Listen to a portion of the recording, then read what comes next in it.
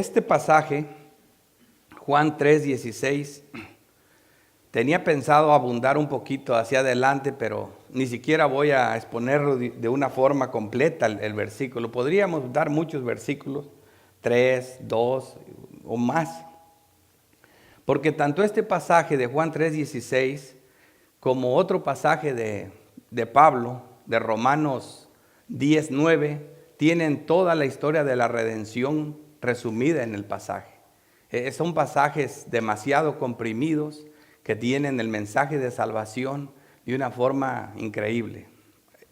También este tipo de pasajes, tanto Romanos 10:9 como Juan 3:16, han sido malamente interpretados y muy mal uso de ellos. Desgraciadamente, las doctrinas místicas y racionalismo lo han impregnado de tal manera que está devastado. Cuando digo místicas, me refiero a esas personas que quieren interpretar las escrituras con sus sentimientos o sus experiencias personales. Si están en un estado de plenitud, donde son económicamente prósperos y sanos de salud, siempre están hablando que esa es la manera en que Dios trata a los hombres. Si se pasan enfermos y se pasan bien pobres, están atacando a los ricos y a los que están sanos, que porque tiene que ser esa miseria. Y desgraciadamente eso no puede ocurrir. No importa mi estado ni el estado de los que predican, tenemos que predicar la palabra como es, no ser místicos en ese sentido. Y el racionalismo es tratar de racionar y poner a la mente por encima de las escrituras, poner a la mente que interprete el pasaje. Y eso es lo que ha sucedido con este hermoso pasaje. Como lo vamos a ver ahorita, Juan 3:16 dice: porque de tal manera amó Dios al mundo, que ha dado a su Hijo unigénito, para que todo aquel que en Él crea no se pierda, mas tenga vida eterna.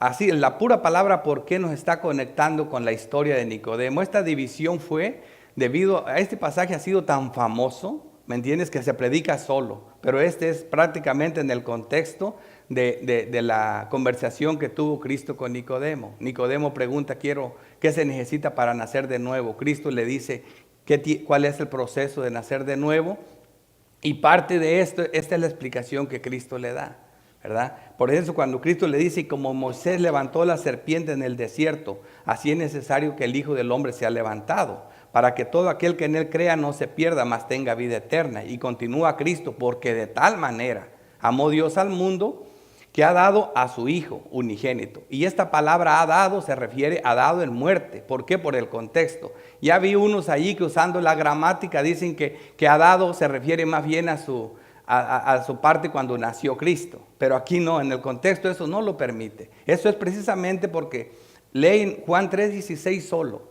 Pero en el contexto se trata de dar a su Hijo a muerte, ¿verdad? Para ser sacrificado. Dice, y la otra palabra dice: porque de tal manera amó Dios al mundo. Y aquí ellos dicen al mundo, ¿verdad? Porque es todo el mundo. Dios hizo esto por todo el mundo. Este amor de Dios abarca todo el mundo. Que ha dado a su Hijo unigénito, para que todo aquel que en Él cree, aquí mismo pone la condición, ¿verdad? Pero ellos dicen: bueno, no hay problema, tan pronto la persona crees en Jesucristo, tú nada más di que sí, ya estás. Eso es toda la regla, creer. Y dice: no se pierda, mas tenga vida eterna. Ahora, si la regla fuera creer, precisamente están haciendo una mala exégesis del tema, la hermenéutica no la tomaron en cuenta, no tomaron en cuenta nada. ¿Por qué? Porque precisamente el mismo pasaje, si se dan cuenta, Cristo está explicando lo que es creer, lo que es el nuevo nacimiento. Cristo le dice: así como tú no aportaste nada en tu nacimiento, tampoco en el nuevo nacimiento. Esto va a salir que ni cuenta te vas a dar. Y le explica que el nuevo nacimiento es en espíritu. Es en espíritu. Es Dios depositando el espíritu en la persona. El nuevo nacimiento solo está de parte de Dios, sin que el hombre haga nada. Así que creer, esa es la manera de creer. Esa es la forma de creer. No como lo ponen aquí. Ese es otro de los errores. Para que todo el que en Él crea no se pierda, mas tenga vida eterna. Y el don es la vida eterna. Así que este es el mensaje de ¿qué? De la redención. De la redención. De un pueblo pecador debe de ser redimido o quedaría permanentemente destruido. Así que como voy a desarrollar el mensaje con la ayuda de nuestro Dios, será de esta manera. Usaré otra vez el texto de apoyo para que me ayude más, que es 1 Corintios 7:23, es: por precio fuisteis comprado, no os hagáis esclavos de los hombres. Este texto parece insignificante, pero es tiene mucho sentido conforme nos desarrollemos el tema. ¿Por qué? Porque esto costó un precio, de tal manera amó Dios al mundo, ¿verdad? Y luego dice cuál fue el precio: entregar a su hijo a muerte, a ser sacrificado, porque era la única forma de que el pueblo fuera redimido. Y es la única manera de que dejáramos de ser esclavos de los hombres. Por eso una persona que ha creído, una persona que fue comprada por precio, no puede ser otra vez esclava de los hombres. Es liberada. Así que yo voy a basar mi estudio en este sermón en la forma, de qué manera amó Dios al mundo. Y primero lo vamos a ver en el Antiguo Testamento. ¿Por qué? Porque ahí están las bases de esto. Ahí está la base, porque para que nosotros entendamos de qué manera, tenemos que entender cuál era la situación de nosotros o del mundo, ¿verdad? Así que de qué manera también lo vemos de esta forma. El otro bosquejo que voy a usar, el otro punto es: de qué manera amó Dios al mundo en su cumplimiento en Cristo. De qué manera amó Dios al mundo explicado por el apóstol Pablo, es la doctrina. Y de qué manera amó Dios al mundo explicado por el apóstol Juan. Y eso nos va a dejar en una manera muy, muy diferente a lo que estamos pensando de este texto, con la ayuda del Señor, si tenemos éxito al explicarlo.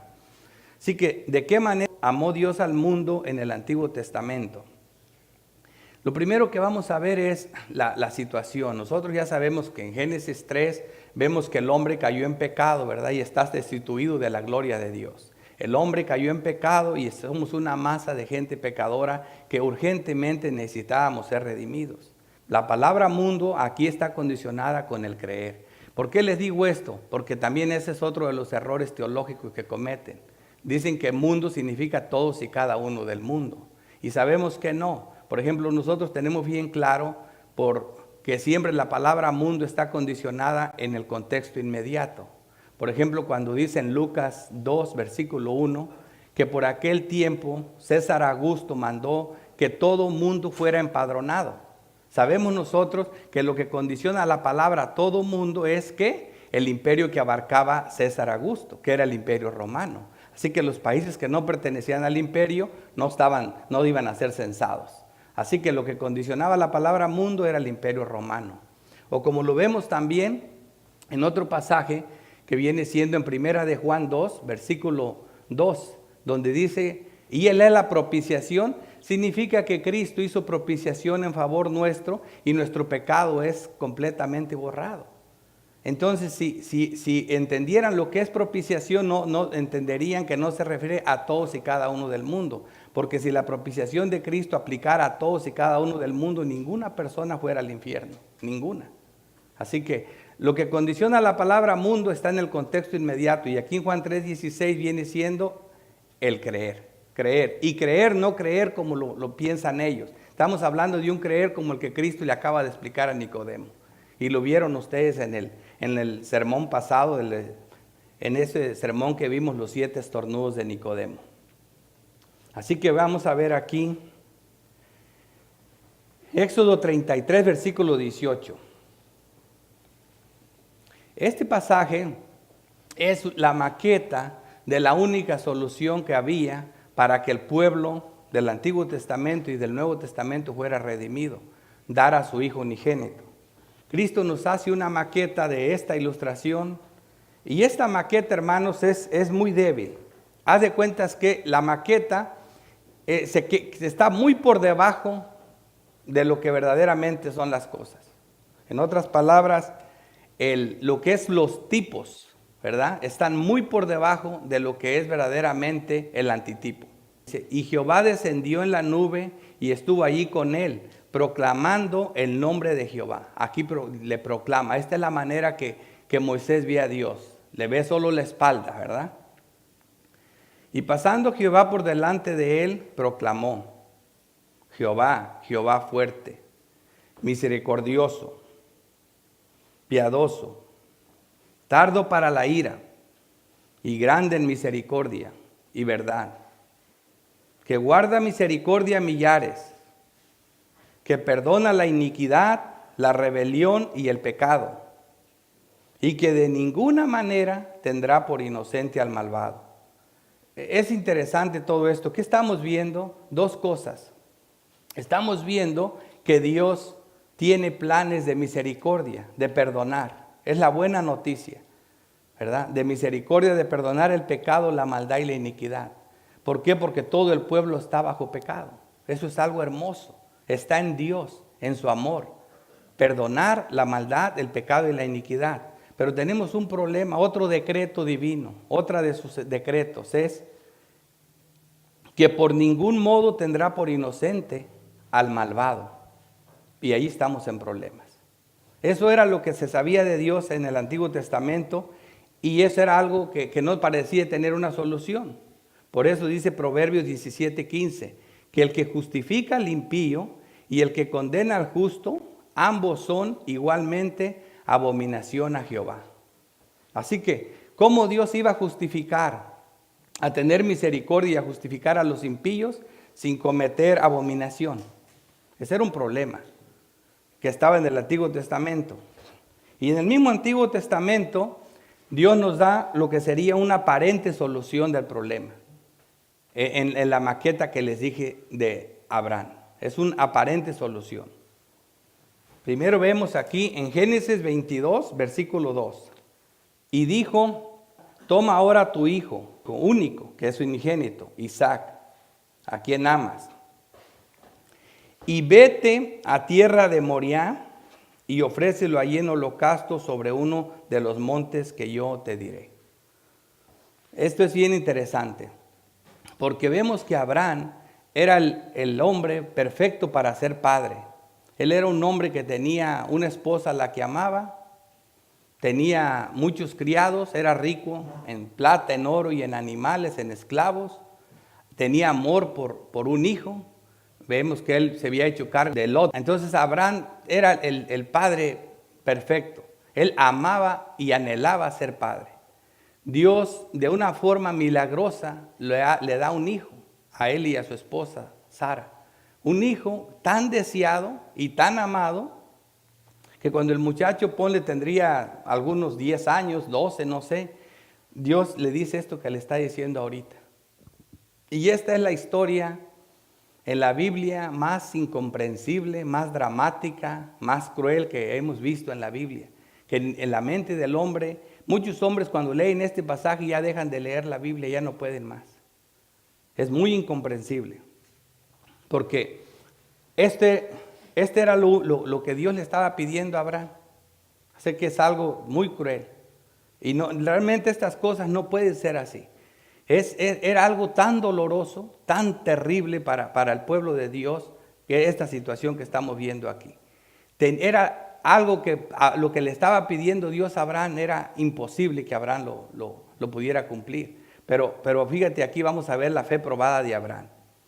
Dios nunca mandó el sacrificio de sus hijos a nadie. Esto está más claro que nunca. En Jeremías 19:5 dice aquí la palabra de Dios: edificarán lugares altos a Baal para quemar con fuego a sus hijos en holocausto. El mismo Baal, cosa que no les mandó, ni hablé, ni me vino al pensamiento. Dios nunca pensó en sacrificar hijos. Esto era una práctica de los demonios. Era una práctica del pueblo impío, pero nunca del pueblo de Dios. Nunca. El pueblo de Dios nunca debería sacrificar a sus hijos. Así que, ¿cómo es posible que Dios le pide esto a Abraham? Porque es una ilustración, una maqueta de lo que estaba pasando. Y por eso en la historia que leyeron ahorita, ustedes vieron que realmente Dios no tenía esos planes. Al final de cuentas vemos que cuando Abraham estaba a punto de sacrificar a su hijo, que eso era algo muy doloroso para Abraham, Dios detuvo su mano. Y todo esto aquí apuntaba a lo que estaba enredado a un lado del sacrificio, en la zarza, a un cordero. Todo apuntaba a un cordero. Simplemente la idea nos aterroriza. Ahora imagínate que Abraham hubiera sacrificado a su hijo, ¿verdad? Es increíble. Pero la idea de este amor a nosotros hasta nos aterroriza. Es algo que costó demasiado para Dios. Es algo muy grande. Por eso esto nos ayuda a entender un poco qué tan grande es ese amor de Dios para con nosotros. Entonces esto lo vamos a ver. Lo traigo aquí para recordar y para entender en el Antiguo Testamento a dónde apuntaba esto que Abraham iba a hacer y qué tan doloroso era para él. También lo podemos explicar en la ilustración de Esther. En el Antiguo Testamento tenemos esta bella historia que para muchos dicen es una historia de amor, pero es una historia del amor de Dios. Porque tenemos a Asuero y tenemos que era el rey del imperio, y tenemos a Vasti, que era su esposa, ¿verdad?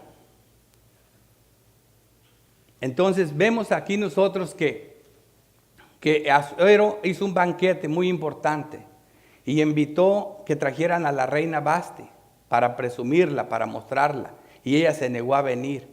Entonces ella fue la reina escogida en ese tiempo que corresponde a lo que es el pueblo de Israel.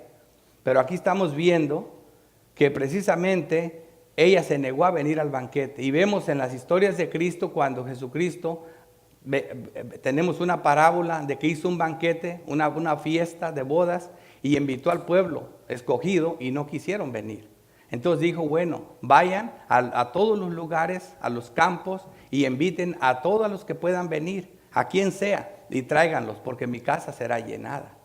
Es lo mismo que vemos que ocurrió aquí. Cuando esta reina no quiso venir, el rey se convocó a muchas hermosas mujeres de todas las provincias para que hicieran audición, para que se presentaran delante del rey, ¿verdad? Y aquí entra en la escena Esther, como yo le decía, la amada gentil, nuestra amada gentil, porque Esther entra en escena como siendo el pueblo de nosotros, como siendo los gentiles. Porque después de que Israel no quiso venir a la invitación, Dios le hace la invitación a los gentiles. Y ellos sí vinieron. Y aquí por eso le llamaba yo la amada gentil. Pero entonces aquí tenemos este problema que hay un malvado, Amán. Este malvado Amán odiaba al pueblo de Dios. En aquel tiempo odiaba al pueblo de Israel, ¿verdad? Y este hombre hizo que se ganó el favor de Asuero, y Asuero le puso el anillo en el dedo y le dio poder sobre todo las provincias. Y él hizo un decreto en contra de Israel que en un solo día, en el viernes 13, todo el pueblo de Dios fuera destruido. Esto fue terrible para el pueblo de Dios, una sentencia de muerte. Y es precisamente la sentencia de muerte que tenemos todos. Eso ocurrió en Génesis 3, ¿verdad? Entonces, ¿qué ocurrió ahí en ese momento? El rey le quita el anillo y se lo da a Amán y le da poder.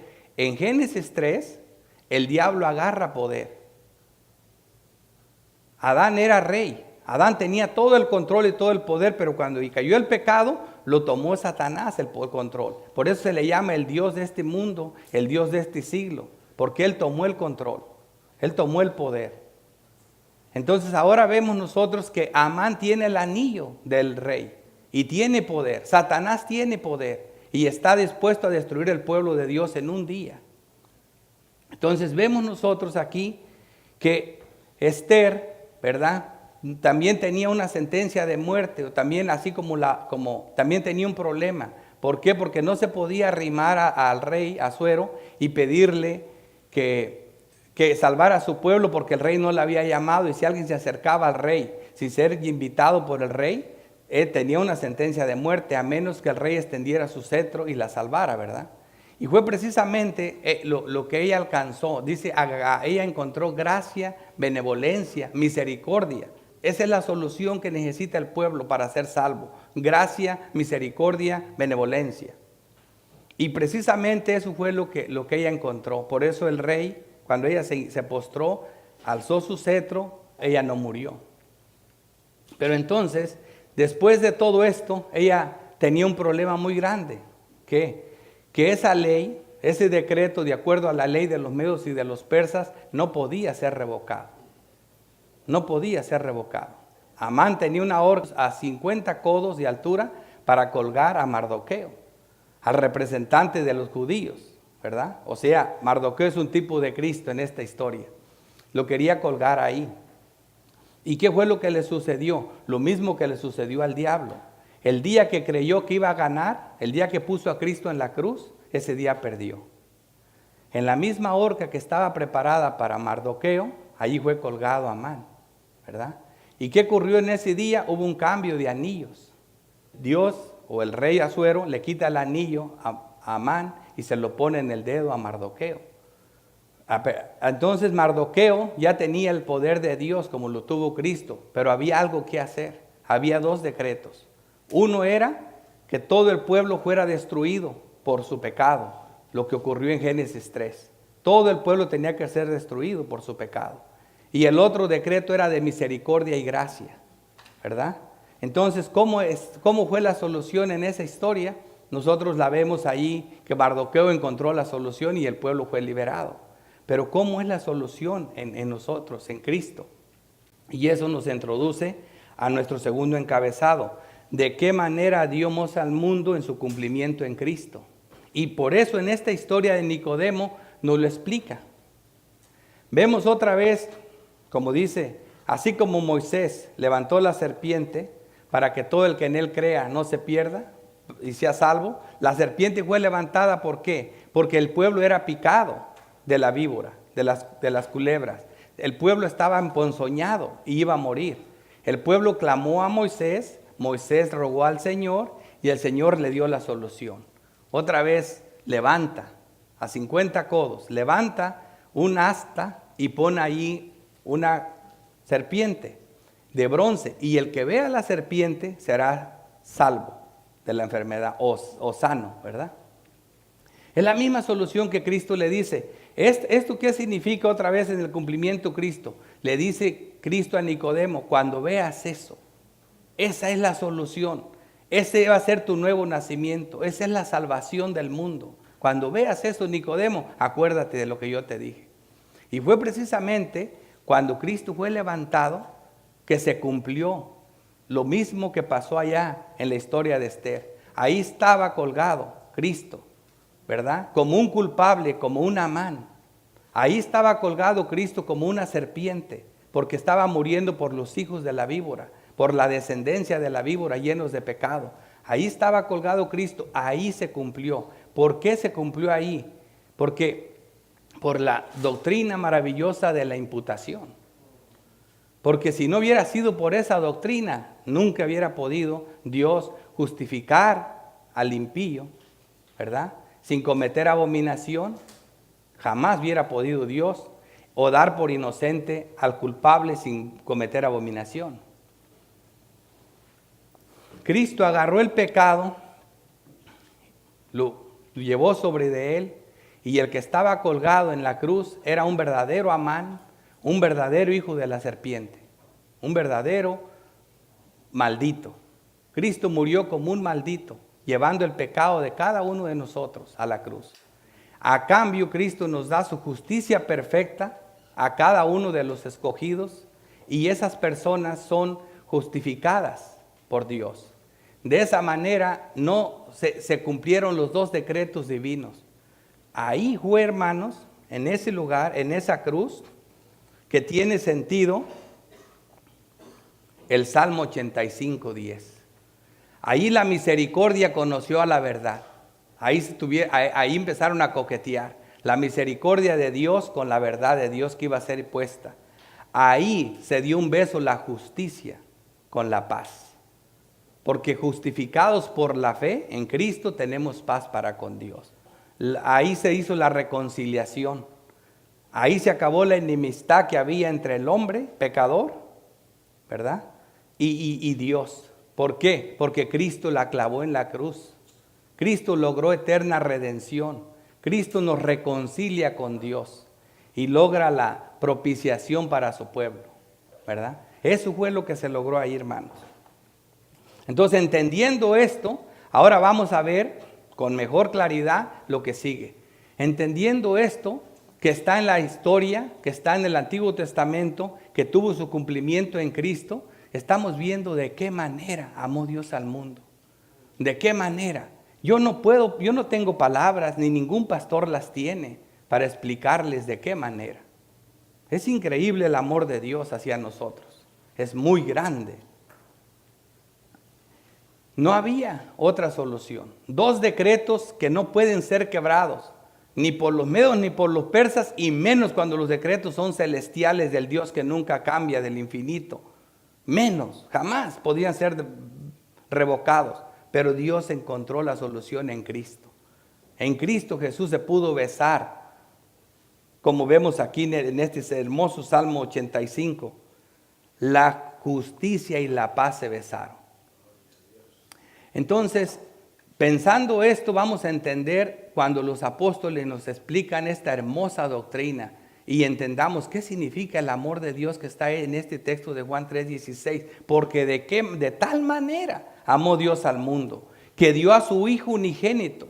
Esa era toda la solución, darlo, para que todo aquel, y todo aquel se refiere a quien sea, no discrimina a Dios, de cualquier pueblo, tribu, raza, lengua y nación, de cualquier tiempo, ha salvado Dios personas. Todo aquel que en Él crea no se pierda, mas tenga vida eterna. Y el creer significa un nuevo nacimiento en el Espíritu. Y no había otra solución. Cristo preguntaba si había otra solución. Marcos 14:36. Y decía: Abba, Padre, todas las cosas son posibles para ti.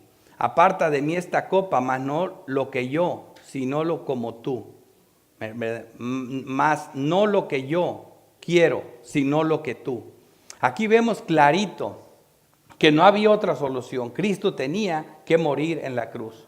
También Juan 18:11 dice: Jesús entonces dijo a Pedro: mete tu espada en la vaina, la copa que el Padre me ha dado, ¿no la he de beber? Tenía que hacer así, no había otra solución. Hubo un silencio total en Getsemaní. Y esto nos introduce ahora sí a la explicación doctrinal increíble que tenemos con los apóstoles. ¿De qué manera amó Dios al mundo explicado por el apóstol Pablo? La realidad del estado del hombre, por lo cual el amor de Dios es más inmensurable. Vamos a ver cómo el apóstol aquí en Gálatas 5, primero igual nos dice, para que entendamos de qué manera amó Dios al mundo y veamos la importancia de este amor, hay que ver el estado en el que estamos, ¿verdad? Hay que ver la situación de nosotros. Y aquí la mágica pluma del apóstol Pablo primero nos habla de ese estado. En Gálatas 5:19 dice: manifiestas son las obras de la carne, que son, y oigan esta lista que les voy a dar, esta lista la tienen las personas que tienen el amor que nosotros conocemos por amor, pero no el amor de Dios. Óiganlo bien. Tienen las personas que aquí se conoce el amor, ¿verdad? Todo el mundo dice: no, es que yo sé amar. Yo amo a mi esposa, amo a mis hijos, amo mucho. Bueno, pero si tú tienes esa clase de amor y no tienes el amor de Dios, estas cosas también están contigo. Adulterio, inmundicia, fornicación, inmundicia, lasciva, idolatría, hechicerías, enemistades, pleitos, celos, iras, contiendas, disensiones, herejías, envidias, homicidios, borracheras, orgías y cosas semejantes a estas, acerca de las cuales os amonesto, como ya os lo he dicho antes, que los que practican tales cosas no heredarán el reino de Dios. Estas personas que practican estas cosas no tienen el amor de Dios, ¿verdad? Y aquí empieza a hablar en contraste las personas que tienen el amor de Dios. Las obras del Espíritu Santo, las obras del amor de Dios. Y aquí vemos lo que dice, que más el fruto del Espíritu es amor, gozo, paz, paciencia. Las cosas más hermosas: amor, gozo, paz, paciencia, benignidad, bondad, fe, mansedumbre, templanza. Contra tales cosas no hay ley. Pero estas cosas, estos frutos, ¿de quién son? Del Espíritu. ¿Cómo se pueden ver estos frutos en ti? Si naciste de nuevo en el Espíritu. Cuando venga el Espíritu a ti, Él va a empezar a derramar estos frutos. Pero me encanta cómo Pablo lo hace.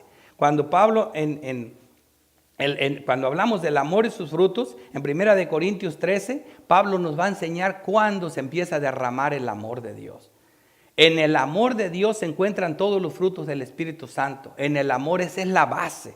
Porque la base de nuestra salvación era la misericordia, era el amor de Dios. Esa es la base de todo. Así que cuando entra el amor de Dios en nosotros, se derrama de bienes y ahí al derramarse encuentras todos los frutos del Espíritu Santo. Con solo el amor derramándose, como lo vamos a ver aquí. En 1 Corintios 13, versículo 1. Primero en estos 3 versículos, hace una comparación de las cosas más grandes que puede haber en un hombre. Aún así es basura comparada con este amor de Dios. Óiganlo bien, para que valoren el amor. Pablo, ¿cómo hace resaltar el amor de Dios? Increíble, ¿verdad? Pablo nos dice, si yo hablase lenguas humanas y angelicales y no tengo amor, vengo a ser como metal que resuena y cimbalo que retiñe. Aquí cualquier hombre que verdaderamente hablara lenguas angelicales, porque todos estos son charlatanes, o hablara lenguas, lenguas como las que habló Pedro, que pueda hablar yo y que me entienda todo el mundo. Ese es un don de lenguas, ¿verdad? Entonces, si yo hiciera algo así, con eso me haría el hombre más famoso del mundo. Aquí, sin embargo, eres como metal que resuena, no eres nada. No vales nada con eso, comparado con este amor. Segundo, y si tuviera profecía, o sea, si entendiera las escrituras y entendiese todos los misterios de toda la ciencia, y si tuviese toda la fe, óiganlo bien, si tuviera todo el conocimiento, todos los doctorados enumerados, toda la ciencia, todo lo entendiera, y no se queda ahí, y si tuviera la fe, de tal manera que trasladase los montes y no tengo amor, nada soy. Fíjate cómo Pablo compara el amor. ¿Te imaginas un hombre ahorita que tuviera todos los doctorados, todo el conocimiento de la Biblia y que exhibiera moviendo un monte de lugar a otro? Todo el mundo se enteraría a los pies, llegó Dios a la tierra. Pablo dice, si no tiene el amor de Dios, eso no es nada todavía. Para que veas a dónde lo levanta el amor de Dios. Y todavía no se queda corto aquí, todavía dice, y si repartiese todos mis bienes a un hombre poderosamente rico, para dar de comer a los pobres, y si entregase mi cuerpo para ser quemado, y no tengo amor, nada me sirve. Aún con ese mártir que se queme por ustedes, no vale nada. Ni porque él diera su vida por ti que muriera quemado, eso no vale nada sin el amor. Para que vean hasta dónde Pablo pone el amor, ¿verdad? Y luego todavía lo lleva más allá. Aquí el amor y sus frutos, versículo 4 de 1 Corintios 13. Dice que el amor es sufrido, como dice otras versiones, paciente. Es benigno. El amor no tiene envidia. Lejos de lo que tiene la carne envidia. Aquí no hay envidia o celos. El amor no es jactancioso y no se envanece, no es arrogante. Así que aquí está la benignidad de Dios, que es fruto del Espíritu. Dice que el amor es benigno, es bueno por naturaleza. Es benigno en todos los sentidos. Aquí vemos la benignidad, que es un fruto del amor. Vemos que no es jactancioso y no se envanece. Vemos la mansedumbre, que es otro fruto del Espíritu, ¿verdad? La mansedumbre. ¿Y por qué les digo esto, hermano? Acuérdense que una vez les decía yo que nosotros cometemos pecados, a veces los pastores, y dice la gente, pero ¿qué peca si uno no deja a la mujer, no toma, casi no se le ve nada, y ni siquiera, estamos seguros que ni siquiera ve pornografía ni nada de eso? Entonces, ¿en qué peca? Uno de los pecados que más cometemos los pastores o las personas que predicamos el Evangelio es el que cometía Pablo. Dice Pablo, él mismo lo dice, ¿verdad? En 2 Corintios 12, versículo 7, él mismo explica que debido a la revelación, debido a lo que se le reveló, Dios le puso un aguijón en la carne, un mensajero de Satanás para que lo bofetee. ¿Por qué? Porque se exaltaba, porque esa revelación lo hacía él que se enalteciera de tal manera, ¿verdad? Porque esa revelación enaltece a la persona sobremanera, dice allí. Entonces, por esa razón Dios permitió que Satanás lo abofeteara. ¿Por qué? Porque el Dios no puede ser tentado por el mal ni tampoco tienta a nadie. El mal viene de parte del diablo. Él es el que hace el mal autorizado por Dios para bajarle el orgullo a Pablo. Si el santo Pablo, que ni siquiera mujer tenía, ¿me entiendes? Que parecía que se pasaba de sufrimiento en sufrimiento, tenía este problema. se orgullecía. Cualquiera de nosotros apenas nos sale bien un sermón y nos dicen 2, 3 cosas, ay, qué hermoso sermón, luego empieza uno. Cuando ahí está uno llorando con toda la debilidad, Padre, ayúdame, no sé nada, por favor, ayúdame a preparar el sermón. Ya después de que Dios te lo da, y ahora sí, cuando vienen los halagos, qué sabroso se siente. Cuando la gloria es de Dios, nosotros solamente agarramos el mensaje y lo entregamos. Pero es tan fácil caer en ese pecado de enorgullecernos, de creernos algo. Por eso el don del Espíritu Santo es la mansedumbre. No entra la arrogancia, no entra todo esto, el ser jactancioso. Y aquí en el versículo 5 dice, no hace nada indebido. Es bueno por naturaleza. Nada indecente también dice. No busca lo suyo, no se irrita y no guarda rencor. Aquí entra la paz y la bondad, otros 2 de los frutos del Espíritu Santo. La paz y la bondad. Porque dice aquí que no hace nada indebido, ¿verdad? No busca lo suyo, no se irrita y no guarda rencor. Y aquí estamos viendo eso precisamente, que esos son otros 2 atributos y frutos del Espíritu Santo, la paz y la bondad de Dios. Y aquí vemos otra vez en el versículo 6, no se goza de la injusticia, mas se goza de la verdad. Esto es interesante porque otro de los frutos del Espíritu Santo es el gozo, ¿verdad? Pero ¿cuál gozo? Nada que tenga que ver con la injusticia, es el gozo de Dios. El gozo que se obtiene acercándose a Dios. El gozo que se obtiene cuando no pecamos, cuando estamos cerca de Dios. De ese gozo estoy hablando yo. Ese es el gozo, no el que se goza de la injusticia, sino el que se goza de la verdad. De ese gozo está hablando aquí, es otro fruto del Espíritu Santo. Esto es producto del amor. Dice el amor, otra vez, todo lo sufre o todo lo cubre. Es su primera de Pedro 4, dice, ante todo tened entre vosotros ferviente amor, porque el amor cubrirá multitud de pecados. Este amor es tan grande que ayuda a cubrir multitud de pecados. Por eso dice, todo lo cubre, lo excusa, que es lo mismo, o disimula, ¿verdad? Y luego dice, todo lo cree, esto es fe. Y aquí vemos esta prueba de que esto es fe, ¿verdad? Porque la fe es otro de los frutos del Espíritu Santo. Gálatas 5, 6 dice, porque en Cristo Jesús ni la circuncisión vale algo, ni la incircuncisión, oigan esto, sino la fe que obra por el amor. ¿Ven por qué viene esta fe? Sale del amor.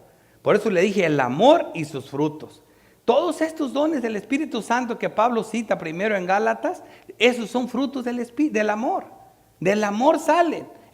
Aquí vemos la fe, pero ¿cuál fe? La que obra por el amor, la fe salvadora, la fe que obró por la misericordia de Dios, la fe de Dios, la fe que se ancla en Cristo Jesús, no cualquier fe.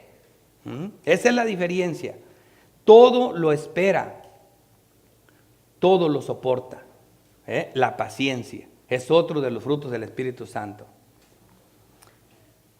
Y aquí vemos, por último, el amor nunca deja de ser, nunca falla, ¿verdad? Y eso es la templanza, la perseverancia del amor. Este amor no se pierde, es para siempre. ¿Por qué? Porque es de un Dios eterno. El amor nunca deja de ser, es para siempre. Y dice otras cosas hermosas Pablo del amor. Romanos 5:8 dice, mas Dios muestra su amor para con nosotros, en que siendo aún pecadores, Cristo murió por nosotros. Esa es la historia. Primero, ¿por qué tenía que ser así? Porque éramos pecadores, ¿verdad? ¿Por qué se mostró grande lo que le hizo Asuero al pueblo judío? ¿Por qué? Porque tenían una sentencia de muerte. Si no, no hubieran visto el beneficio, ¿verdad?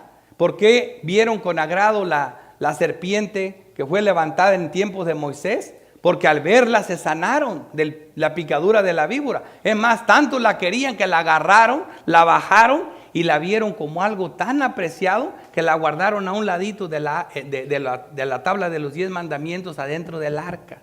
Ahí la trajeron guardada hasta que Ezequías la quemó. Para que vean ustedes, o sea, cómo se aprecia el don cuando se ve la situación mala. Por eso dice, mas Dios muestra su amor para con nosotros, en que siendo aún pecadores, Cristo murió por nosotros. ¿Ves? La situación es importante. Efesios 5:2.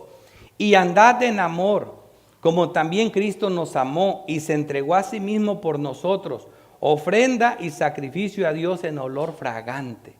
Ahí está otra vez el amor. Pablo lo describe: porque de tal manera amó Dios al mundo, que entregó a Cristo como un sacrificio y una ofrenda de olor fragante por nosotros. Esa fue la solución. Esta es la solución del amor de Dios. Este es el amor de Dios tan grande. Su gran amor no se limita solo a la salvación, es más extenso. Romanos 8:32. El que no escatimó ni a su Hijo, ni a su propio Hijo, sino que lo entregó por todos nosotros. Aquí está lo que está en Juan 3:16, ¿verdad? Nos dio a su Hijo. ¿Cómo no nos dará también con Él todas las cosas? O sea, no nos deja ahí, todavía nos da todas las cosas. Todavía se asegura de que la salvación no se pierda, todavía se asegura de todos nosotros, y como lo vemos aquí, en el 35, ¿quién nos separará del amor de Cristo? ¿Qué tan grande es este amor que entregó a su Hijo, que parece que fuera suficiente? Señor, ya vamos a ser salvos, ya déjanos, no importa lo que suframos, déjanos ya. Igual ya no necesitas el favor más grande, ya no vamos a estar en el infierno, ya somos salvos. Pero no se queda aquí.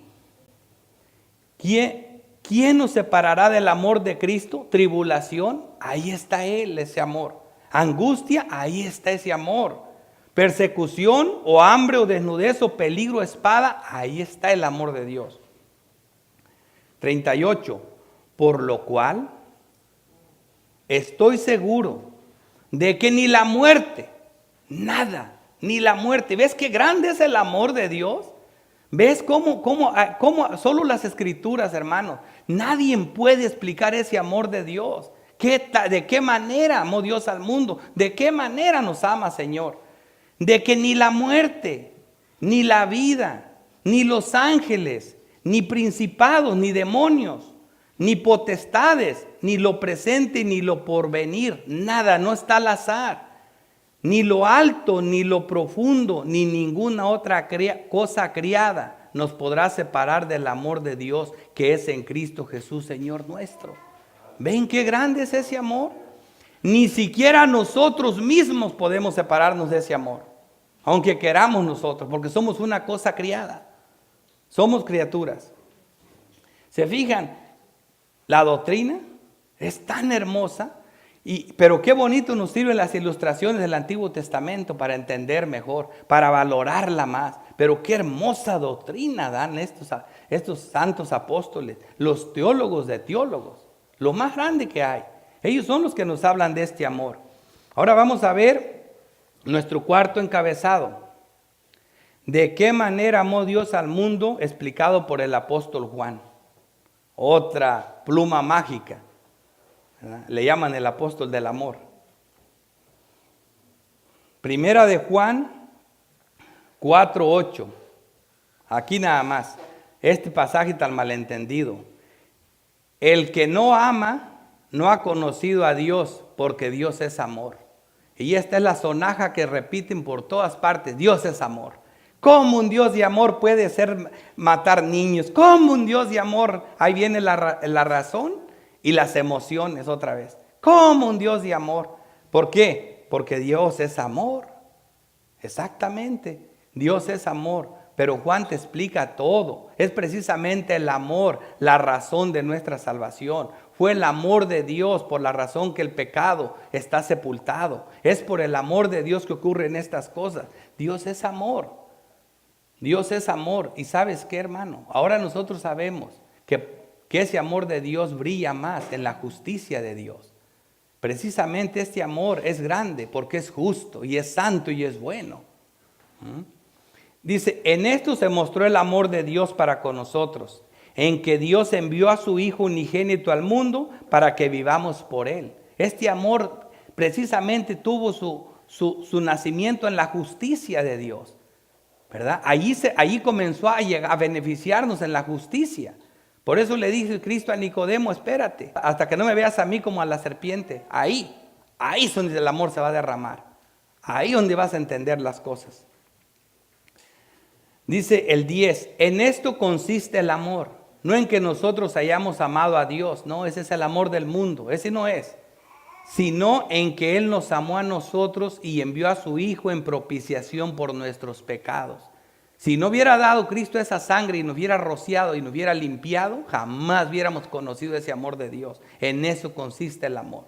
En esa sangre derramada de Cristo. ¿Quieres saber por qué? Que Él es amor, le costó sangre. Le costó derramar su sangre por nosotros. ¿Por qué? Porque tenía que satisfacer la justicia, la santa ira de Dios contra el pecado. Así que este amor no deja fuera la justicia, hermanos. No es ese amor de las mentes irracionales que siempre piensan con la razón. O esos místicos que siempre están pensando, ay, Dios es amor y es muy bueno y todo es la paz y todo es amor. No, ese amor tuvo un precio. Esa es la realidad de las cosas. Ven cómo los apóstoles tienen esta gracia tan grande de que Dios les reveló esta doctrina tan hermosa. Juan 15:12. Este es mi mandamiento, que os améis unos a otros, como yo os he amado. Nadie tiene mayor amor que este, que uno ponga su vida por sus amigos. ¿Ves? Él es el que puso la vida por nosotros. En esto se manifestó el amor. Primera de Juan 3:1. Mirad cuál amor nos ha dado el Padre, para que seamos llamados hijos de Dios. ¿Cuál amor? Miradlo. Por esto el mundo no nos conoce, porque no lo conoció a Él, ¿verdad? Mirad cuál amor nos ha dado el Padre. Ve, ahora lo conocemos, Juan nos lo está mostrando, ese es el amor, es lo que Cristo hizo por nosotros, ¿verdad? Para que seamos llamados hijos de Dios. Es un amor tan grande como lo hemos estado describiendo todo este rato. Primera de Juan 3:16. En esto hemos conocido el amor, en que Él puso su vida por nosotros. En eso se conoce el amor. Este amor de Dios solamente tiene sentido en que Cristo murió por nosotros y nos redimió. Eso es la única manera. Ese es el amor de Dios. De ahí pasamos, como aquí vemos un solo pasaje del apóstol Pedro, de cómo mira este amor de Dios. En primera de Pedro, capítulo 1, versículo 18. Sabiendo que fuiste rescatados de vuestra vana manera de vivir, de ese mundo de pecado, la cual recibisteis de vuestros padres, viene desde Adán, no con cosas corruptibles como oro o plata. Así que en el oro y la plata no está este amor, ahí no hay nada. Ahí se encuentra un gozo pecaminoso, pero no hay nada de amor, sino con la sangre preciosa de Cristo, como de un cordero sin mancha y sin contaminación, del justo que nunca pecó, ya destinada desde antes de la fundación del mundo, destinada desde antes de la fundación del mundo. Por eso vemos lo que pasó con Abraham, por eso vemos lo que pasó en el Sinaí cuando levantaron la serpiente. Ya todas esas son como los pactos, son historias que nos van decretando la verdad de Dios. Ya destinada desde la fundación del mundo, pero manifestada en los postreros tiempos por amor de vosotros. Otra vez ahí está el amor de vosotros, el amor de Dios. Así que vamos a ver unas aplicaciones para la iglesia, para concluir. De la manera que Cristo nos amó, Dios espera por medio del Espíritu Santo ese amor presente en su iglesia. Aclaro, por medio del Espíritu Santo, porque esto no es para falsificarlo. De aquí para adelante me voy a hacer más amoroso. No, pídele a Dios que te dé de los frutos del Espíritu Santo que se manifiesten en tu vida. Pídele a Dios nacer de nuevo si no has nacido de nuevo. Primera de Juan 4:13. En esto conocemos que permanecemos en Él y Él en nosotros, en que nos ha dado de su Espíritu. Esa es la regla, primero, iglesia, que nos ha dado de su Espíritu. Nosotros le amamos a Él porque Él nos amó primero, al darnos su Espíritu. Si alguno dice yo amo a Dios y aborrece a su hermano, ese miente, es mentiroso. Eso no puede ser, ¿verdad? ¿Por qué? Porque el que es nacido de Dios tiene al Espíritu Santo y el Espíritu Santo se ama, Dios se ama, hay una unidad en Dios. Y cada uno de vosotros que tenga el Espíritu Santo va a tener ese amor unido en Dios. Esa unidad está ahí. Y tenemos otro pasaje hermoso para la iglesia. Primera de Juan 5:2. En esto conocemos que amamos a los hijos de Dios, cuando amamos a Dios y guardamos sus mandamientos. Aquí vea que está el juego de palabras. Podemos, aquí como dice, En esto conocemos que amamos a los hijos de Dios. ¿Cómo? Porque tienes que amar a Dios.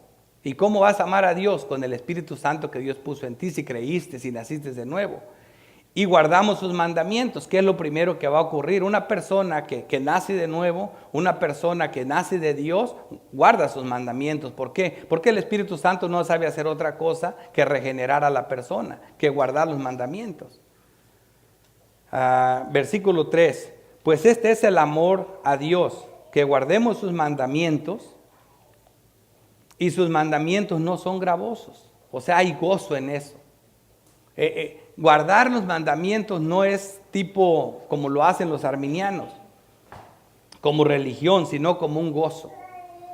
Sus mandamientos no son gravosos. Aquí vemos, la iglesia guarda sus mandamientos y disfruta del gozo del Señor. Juan 15, 9. Como el Padre me ha amado, así yo os he amado, permaneced en mi amor. Si guardares mis mandamientos y permanecieres en mi amor, así como yo he guardado los mandamientos de mi Padre y permanezco en su amor. Estas cosas os he hablado, para que mi gozo esté en vosotros y vuestro gozo sea cumplido. Este es mi mandamiento, que os améis unos a otros como yo os he amado. En el amor a los hermanos, en la obediencia a Dios, en permanecer en el amor de Dios está el gozo del Señor. Ahí está el verdadero gozo del Señor, hermanos. Primera de Corintios 6, 19 dice, ¿o ignorás que vuestro cuerpo es templo del Espíritu Santo, el cual está en vosotros? ¿Ves? El nuevo nacimiento es el Espíritu Santo en vosotros, el cual tenéis de Dios y que no sos vuestro. ¿Ves? Nos recuerda que eso tuvo un precio. ¿De qué manera? ¿De qué manera? Como dijo nuestro texto de apoyo, no sos vuestro, porque habéis sido comprados por precio. Ya sabes el precio, fue sangre. Glorificad pues a Dios en vuestros cuerpos y en vuestro espíritu, los cuales le pertenecen, son de Él. El que nació de nuevo hace los mandamientos de Dios. Por último, un mensaje para los que están sin Cristo, para los que aún no tienen el amor de Dios. Juan 5:42 nos dice, porque no todos los que dicen tenerlo lo tienen, mas yo os conozco que no tenéis amor de Dios en vosotros. Dios sabe quiénes son esos, porque no tienen el Espíritu. Por último, ustedes amigos y algunos que se dicen creyentes, primera de Juan 3:10.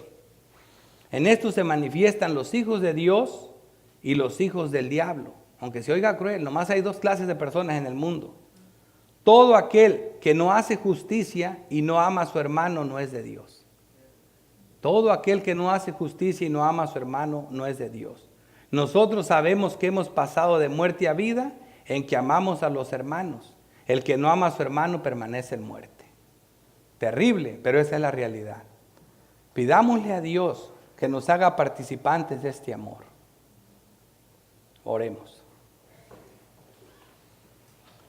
Padre celestial, Dios todopoderoso, creador del cielo y de la tierra, te doy gracias, Dios, por Cristo Jesús, por esta muestra de amor tan grande, porque mandaste a tu Hijo, Señor, en propiciación por nuestros pecados.